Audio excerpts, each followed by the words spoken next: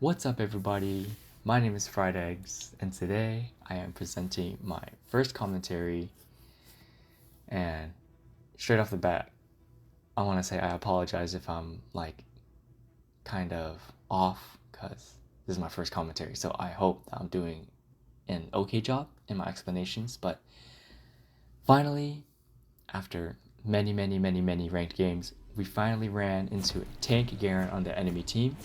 This is patch 2.2, so the nerfs are applied to Darius, and I am not sure why he has barrier. Maybe he's trying to do something with his shield barrier combo. I'm not sure. I am currently in Emerald 3, so don't ask me why he has barrier, because I honestly think it's a silly pick as a summoner spell. But I know that this is a highly demanded video, so I apologize if I have not been uploading any Garens. It's not that I don't want to, it's just because I have not played against any tank Garens before. This is my first time running into a tank Garen during this patch. But I just want to share my thought processes and what you can do to always beat a tank Garen. So straight off the bat, it is important to recognize that it is almost impossible to level 1 cheese a Garen. I always like to start W, and it doesn't matter. You can start Q or your E, doesn't really matter, because you are not going to engage level 1 against a Garen. One thing I like to do is poke. Always poke, because your bleed stacks will do more damage than whatever the enemy champion does. Now, it's not just for Garen, it's for every other champion, but specifically for Garen, you want to do it a lot and consistently because of his passive. You do not want him to heal up, always poke him, and your bleed stacks, yeah, over time, it will do more damage. Just always don't try to let him leave alone. Now, I see that he uses Q, so I'm gonna take this to my advantage. Okay, we got his flash, that's great. So once it's like level 4, level 5 and stuff, I see my jungler. I don't know what he wants to do. I'm gonna see if I can try to start something. I have my E up.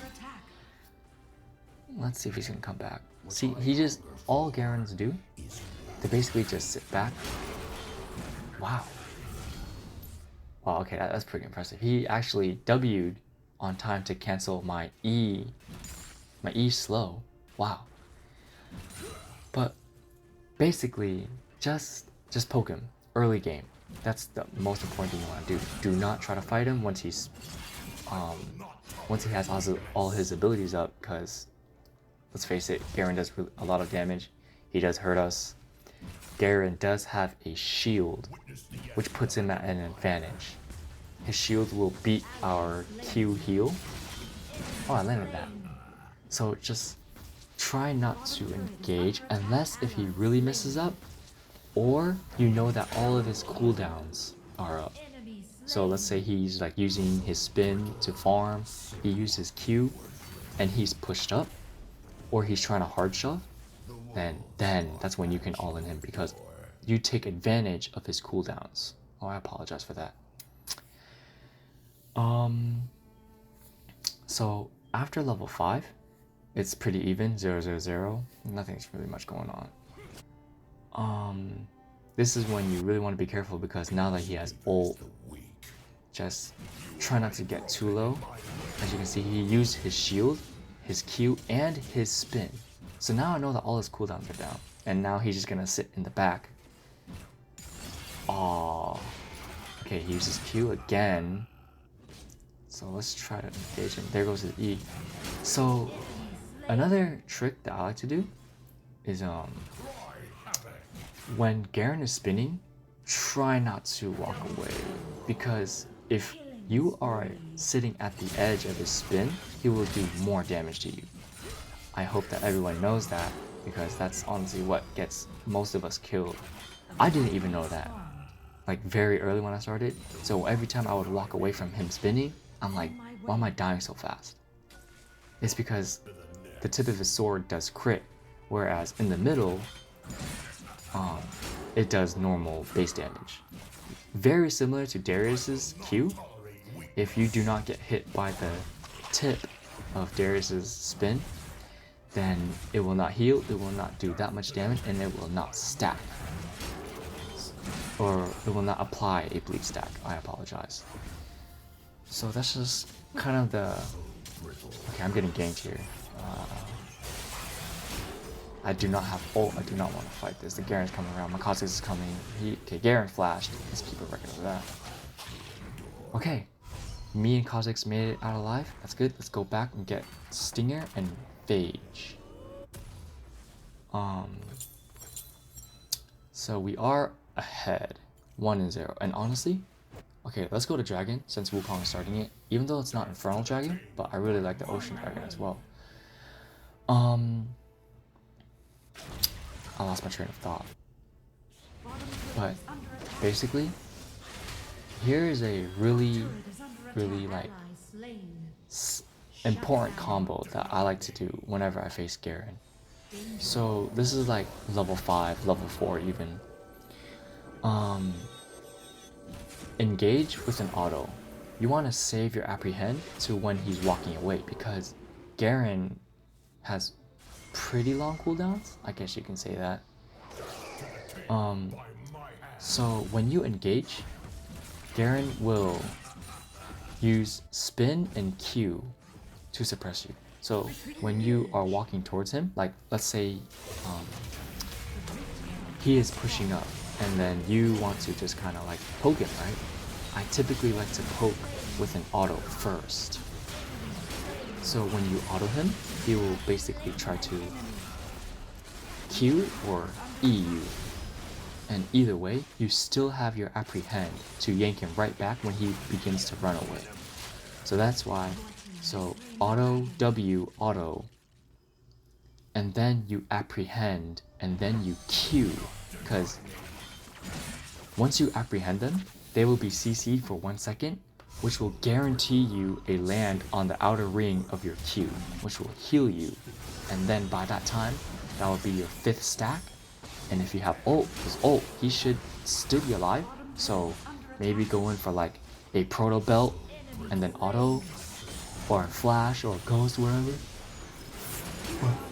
I think Garen is too tanky to be killed that easily. So just try to accommodate for your ult's damage and just finish him off basically. But that's something super important to me whenever I face Garen, because that's what makes me win all of my laning fights.